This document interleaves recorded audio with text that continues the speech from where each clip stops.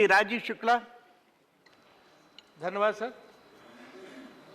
उप सभापति जी, second round में बोलने का जो सबसे बड़ा फायदा होता है कि सदन की भावना क्या उसका पता चल जाता है कि ज्यादातर लोग क्या कह रहे हैं। तो अगर हम एक दो वक्ताओं को छोड़ दें, जैसे हमारे सम्मानीय सहस बुद्धे जी या एक दो लोग और हैं, उनको अगर छोड़ दें तो पूरे सदन में दो बातें निकल के आई हैं।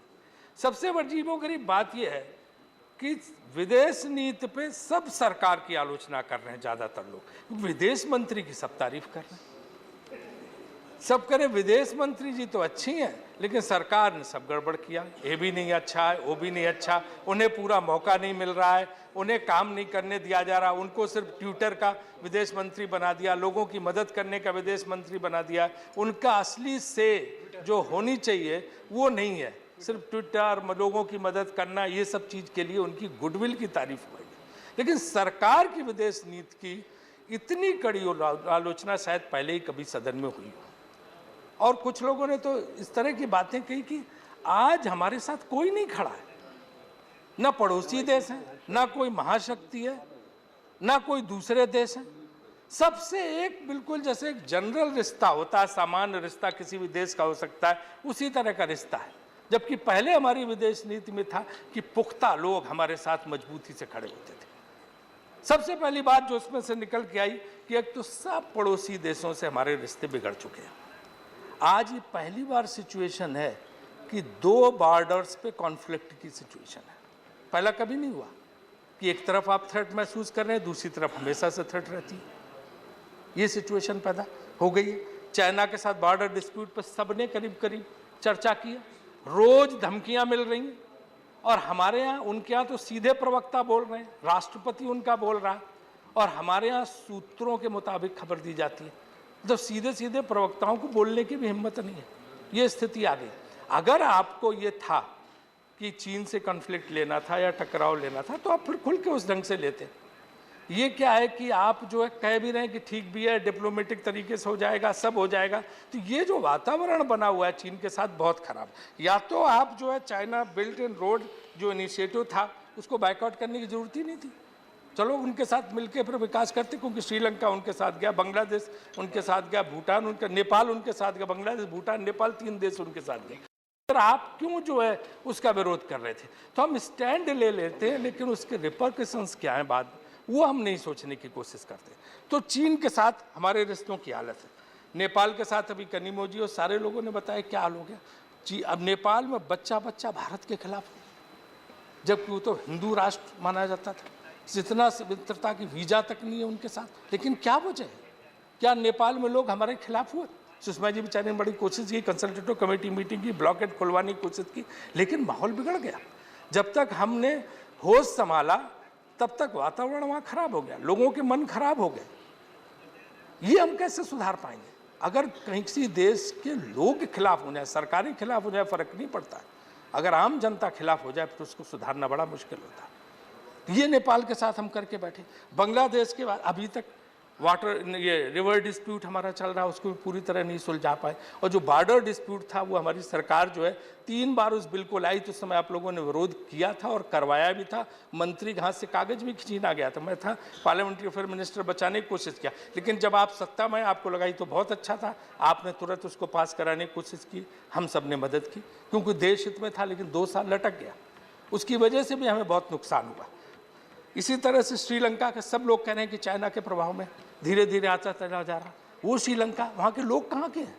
या तो तमिलनाडु के हैं और या फिर उड़ीसा और बंगाल के लोग हैं जो सिंगलीज थे। किंग अशोका की जो डॉटर थी उसने जाके श्रीलंका बसाया था। हमारे अपने DNA के लोग हैं, लेकिन हम उनको भी संभाल के नहीं रख पा रहे। मालदीव, मुझे याद है कि जब मालदीव में कू हुआ था तो राजीव गांधी ने यहाँ से सेनाएं भेजी थी। उसके बाद जो यहाँ से पत्रकारों की टोली गई तो उसमें भी मैं गया था। वहाँ पे मालदीव से हमारे ऐसे रिश्ते रहे, लेकिन आज जो भी हाथ से फिसल रहा है। तो एक एक करके जितने हमारी ये पड़ोसी दोस्त जो साथ में थे, भूटान बहुत स्ट्रेटेजिक महत्व है उसका, लेकिन हम आज क्या है, कहीं उसको वो भी हमारे यहाँ से खिसक के चीन की तरफ न चला जाए। तो ये जो सारी सिचुएशन है कि ये देश जो ऐतिहासिक तौर पे हमारे साथ थे वो भी हमारे हाथ से फिसल रहे हैं। पाकिस्तान के साथ हमेशा हमारा मुद्दा रहा है, और पाकिस्तान के साथ हमने तो नहीं कहा आपने इन सब देशों को छोड़ के पहले पाकिस्तान के लिए अपनी शपथ लेने के पहले रेड कारपेट भिजवाई राष्ट्रपति भवन के सामने, नवाज शरीफ जी को उसमें बुलाया, वो आए, इसके बाद उनसे खूब गुफ्तगू हुई, इसके बाद ऐसी एक दूसरे के आम की पेटियां जा रही हैं, साड़ियां आ रही हैं, मतलब काफ़ी कुछ हुआ। मुझे उस सब पे कोई इतराज नहीं, अच्छी बात, अच्छा जेस्चर था, लेकिन उसको बढ़ाना चाहिए था। उसका असर क्या हुआ कि हमने उस चीज़ को भी नहीं। पाकिस्तान में एक चीज़ समझिए, यहाँ जनरल वीके सिंह साहब भी बैठे हैं, वहाँ हमेशा दो सरकारें चलती हैं, एक डेमोक्रेटिकली इलेक्टेड सरकार होती है, दूसरा उनका जो सिस्टम है जिसमें आर्मी का बहुत बड़ा रोल होता है। तो किसी भी गवर्नमेंट को दोनों सिस्टम्स के साथ जब तक आप ताल्लुक नहीं रखेंगे रिश्ते में, तब तक कुछ नहीं होगा। जब भी कोई डेमोक्रेटिकली इलेक्टेड गवर्नमेंट कोई इनिशिएटिव लेती है इंडिया के साथ, वो सबोटाज कर देते हैं, वो आगे बढ़ नहीं पाता। इसीलिए उनके बीच में एक हाइटस रहता, कम्युनिकेशन गैप रहता है कि प्राइम मिनिस्टर वाजपेयी जी के साथ क्या हुआ था। वाजपेयी जी बेचारे गए, बस लेके गए, वहाँ मिले, खूब मीटिंगें हुई, नवाज शरीफ के साथ इतना बढ़िया, हम भी थे उसमें। और वो इसके बाद उसी समय कारगिल की तैयारी हो रही थी, कारगिल में लड़ाई होगी, क्योंकि जनरल खिलाफ था, जनरल हाथ मिलाने भी नहीं आया वहाँ पे। तो ये जो है वहाँ की ये विडंबना पाकिस्तान की जो एक स्पेशल सिचुएशन, इसको आपको समझना पड़ेगा और उस हिसाब से आपको पाकिस्तान के साथ रिश्ते बिल्ड करने पड़ेंगे। अब आज हो गया कि उस समय तो आप लोगों ने चूंकि विपक्ष में थे, इसको मार दो, इसको ये कर दो, एक सर के बदले में 11 सर तमाम बातें यहाँ पे बताएंगी, हम होते तो ये कर देते, हम। अब आप आ गए, अब आप कुछ नहीं कर पा रहे। अब रोज वो 2 जवान, 3 जवान, 4 जवान, 5 जवान मार रहे हैं, लेकिन हम कुछ नहीं कर पा रहे क्योंकि जो है मेजर तक मार दिया। कश्मीर का बिल्कुल बुरा हाल है, ये स्थिति कश्मीर नीति को देख लो, पाकिस्तान के साथ रंग करके बेहद बुरा हाल है हमारा। लेकिन हम समझते हैं सरकार की मजबूरियां क्या होती, लेकिन हम कुछ कर नहीं पा रहे क्योंकि अगर, और आलोचना आपकी क्यों हो रही है, अगर पहले बड़ी बड़ी बातें ना बोली होती जब मनमोहन सिंह जी की सरकार थी, तो ये आज आलोचना सुनने को न मिलती। तब ये लगा कि ये आएंगे तो पता नहीं क्या कर देंगे, जब आए तो अब कुछ नहीं कर पा रहे। तो वो सिचुएशन के लिए आपको उस आलोचना का सामना करना पड़ रहा है। और जरा सा एक सर्जिकल स्ट्राइक आपने की जो पहले भी होती थी, लेकिन ऐसा लगा कि पता नहीं क्या हो गया। रक्षा मंत्री आपके तब तो नहीं गोवा चले गए, गदा लेके आगरा में खड़े हुए, गदा पूरा हाथ में लेके हमने पता नहीं क्या कर दिया, जैसे कि पाकिस्तान से युद्ध। इंदिरा गांधी ने पूरा जो है युद्ध लड़ा, पाकिस्तान के साथ जीता, 90,000 की सेना का समर्पण किया, कभी गदा लेके नहीं गई। जगजीवन राम जी उस समय रक्षा मंत्री थे, हमें उन्हें गदा लिए कभी नहीं उस समय दिखाई दिया, जबकि उन्होंने जीत लिया था युद्ध। लेकिन यहाँ सर्जिकल स्ट्राइक पे गदा ले लो, तो धन्य करो जनरल विक्रम सिंह का, उन्होंने बोल दिया कि तो पहले भी होती रही हैं और यूपीए सरकार के दरम्यान में हुई थी 3-4 बार, तब जाके मामला ठंडा हुआ। तो ये जो मीडिया के चक्कर में पड़ते हैं आप लोग कि जितनी पब्लिसिटी बस मीडिया में कराओ, जल्दी जल्दी चैनलों को दो, इसको दो, वहाँ वाहवाही हो जाए, अंदर कुछ काम हो चाहे, ये मीडिया का जो मोह है ये मार देगा, ये नुकसान कर देगा। इस मीडिया को मोह को थोड़ा सरकार में रहते हुए त्यागना पड़ेगा। जब आप विपक्ष में रहते हैं तभी बहुत की बड़ी ज़रूरत होती है, क्योंकि आपको अपनी बात कहलानी है, छपवाना है, चैनलों पे दिखाना। जब सरकार में आते हैं तो सिर्फ मीडिया में हर चीज़ में पॉइंट स्कोर कर लेना कभी मदद नहीं करता। एक एक्सटेंट तक मदद करता, लेकिन सिर्फ उसमें हर चीज़ में वाहवाही। अब जैसे होता है कि जैसे अभी तक कोई विदेश नीति नहीं थी, अभी तक भारत का विदेशों में सम्मान ही नहीं था, पहली बार भारत का सम्मान बढ़ा। अरे आप अमेरिका राष्ट्रपति की बात करते हो कि उन्होंने ये किया, उनसे बात हुई, टेलीफोन पे चाय पे बैठे। अरे आप कैथरीन फ्रैंक की किताब पढ़िए, जवाहरलाल नेहरू जी को अपने जहाज में अमेरिकन प्रेसिडेंट अपने फार्म हाउस पे छुट्टी कराने ले जाता था। अमेरिकन प्रेसिडेंट भारतीय दूतावास में इंदिरा गांधी से मिलने आता था और प्रेसिडेंट उनके आए थे, उनका लंच पे अपॉइंटमेंट था और इसके बाद वो वहाँ पे बैठे रहे, बात करते रहे। डिनर का टाइम हो गया, वाइस प्रेसिडेंट को आना था, लेकिन फिर वो उस पूरे डिनर के प्रोटोकॉल को चेंज किया गया, हाँ, कि उसको प्रेसिडेंट के ऑनर में किया, ज्वाइंट बाई वाइस प्रेसिडेंट। तो ये जो है इस तरह का सम्मान होता था। वर्ल्ड में कहीं कोई डेवलपमेंट होता था, भारत की उसमें कोई भूमिका हो या ना हो, लेकिन उसमें जवाहरलाल नेहरू, इंदिरा गांधी, इन सबको संपर्क किया जाता था। मैं इन्हीं की बात करता हूँ। जॉर्ज बुश का खुद स्टेटमेंट है डॉक्टर मनमोहन सिंह के लिए कि ही कंसीडर्स हिम एज हिज गुरु, क्योंकि उनकी इतनी नॉलेज है। तो ये सारी चीज़ें जो है ये होती रही हैं, ये कोई नई बात नहीं, ऐसा लग रहा है।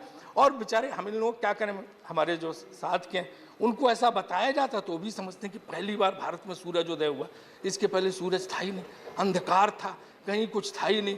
तो ये होता है, इसमें कोई नई बात नहीं है। कि पहली बार ये सब हो रहा है। ये होता है जो इस तरह के प्रधानमंत्री की भूमिका भारत की रही और बड़े बड़े यहाँ से राष्ट्र नेता रहे, आज जगह जगह गांधी जी, किसी गांव में भी चले जाओ आप, इंदिरा गांधी के बारे में बात हो, देखिए आप पर रुक जाइए, हमारा नोटिस है, बाकी जिनके 4 मिनट थे उनको 20-20 मिनट बोलने दिया और हमें आप 10 मिनट पे रोक रहे हो।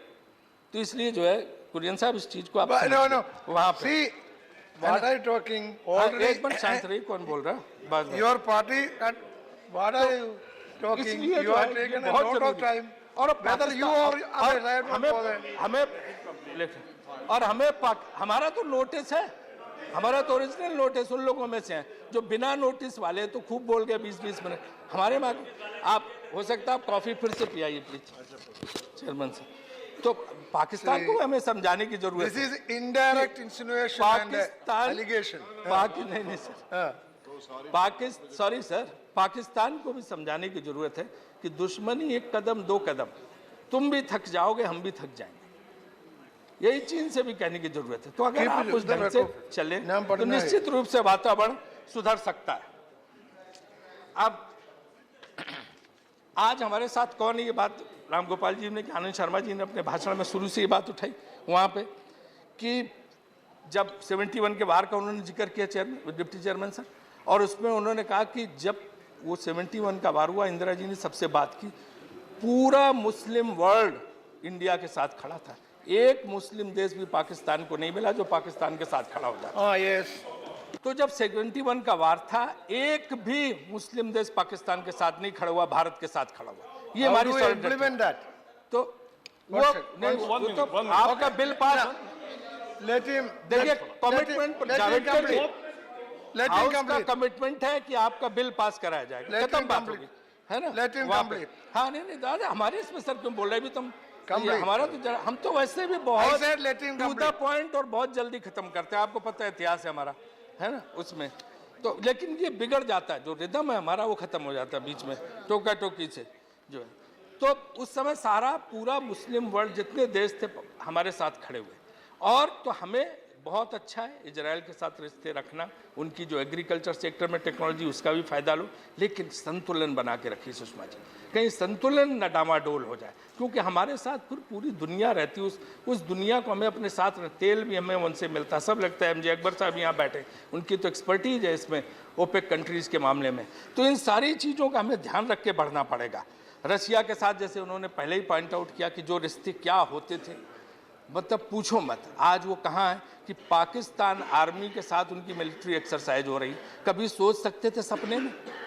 कम से कम इसकी पिछली पीढ़ी, ये पीढ़ी तो सोच ही नहीं सकती थी कि रशियन आर्मी पाकिस्तान आर्मी के साथ एक्सरसाइज करेगी, लेकिन हमने ये नौबत ला दी। अब हम किसको इसके लिए दोष थे, लेकिन ये नौबत आई हुई है। अमेरिका का जहाँ सवाल, अच्छी बात है, राजीव जी ने इनिशिएटिव लिया था, उस समय जाके उन्होंने मीटिंग इसका जितने प्राइवेट, और सबसे अच्छे तो अटल जी ने बढ़ाया था, क्लिंटन के साथ जो अटल जी के रिश्ते थे कि उनके लिए उन्होंने इतना बड़ा भोज आयोजित किया था जो शायद वो चीन के राष्ट्रपति या ब्रिटिश प्राइम मिनिस्टर के लिए करते थे अटल जी। मैं भी उसमें शामिल हुआ था, वहाँ जाके व्हाइट हाउस में एक पर्सनल रिलेशनशिप उन्होंने बिल्ड किया था। उस तरह की रिलेशनशिप की ज़रूरत है अगर अमेरिका के साथ आपको करना है, लेकिन हमें चाहे वो H1B वीज़ा का मामला हो, चाहे TPP का मामला हो, वो हमें रिस्पांस नहीं मिल रहा। और तो और ये जो पेरिस क्लाइमेट अकॉर्ड था, उस पर जो टिप्पणी थी अमेरिका की, बहुत ही दुखदायी थी कि भारत जो है डेवलप्ड नेशन से बिलियंस ऑफ डॉलर ले लेता है पेरिस क्लाइमेट अकॉर्ड के लिए। तो मतलब ये भारत को एक है कि पैसा चूसने वाला देश बताना, ये उचित नहीं है। तो ये जो है, और कनाडा में तो हाल ये है कि खालिस्तानियों पे को मिनिस्टर बना रहे हैं वहाँ पे, और हमारे देश की भावनाओं को कुछ समझ ही नहीं रहे, इस तरह बुरे हाल कर दिए। ईरान से आप रिश्ते बढ़ाइए, Chabahar free trade zone, port partnership, वो बिल्कुल खटाई में पड़ा, उसमें बहुत धीमी प्रगति हो रही, उस तरफ भी आप नहीं बढ़ रहे हैं। जो सार्क के कॉन्सेप्ट को लागू किया गया था, आज सार्क का कॉन्सेप्ट बिल्कुल ठीक है। सार्क इनइफेक्टिव फोरम हो गया सर, मतलब थोड़ा सा रह गया मेरा जरा सा। और जीसीसी कंट्रीज से भी रिश्ते बढ़ाने चाहिए।